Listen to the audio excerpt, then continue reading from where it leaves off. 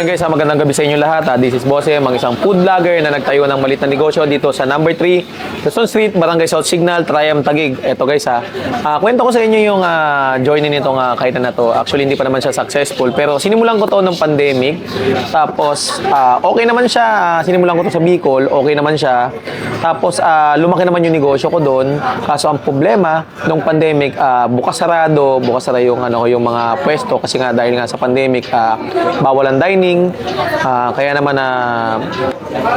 mga ilang halos 1 year din siya nag-run. Tapos after nung pandemic, nagsarado din siya. So paglabas ko ng Manila, sinubukan ko naman siyang i-open dito sa Manila, sa Pateros. Nag-open ako, okay naman. Tapos after ng ilang months, nag-open naman ako sa Lower Bikutan hanggang hindi naman naging successful. Meron mga naging problema. Tapos ngayon, ito nagbabalik yung sinangagsawok dito sa Triam Taguig. Ito na siya, medyo stand na, tinatao dahil sa mga tulong ng mga kaibigan at mga food vlogger. Hindi ko na sila isa-isahin. Alam nyo na kung sino kayo. Maraming salamat sa inyong suporta. Meron tayong 5 klase ng fried rice, Thai rice, nasigurin, yang chow, bagong rice, tsaka adobo rice.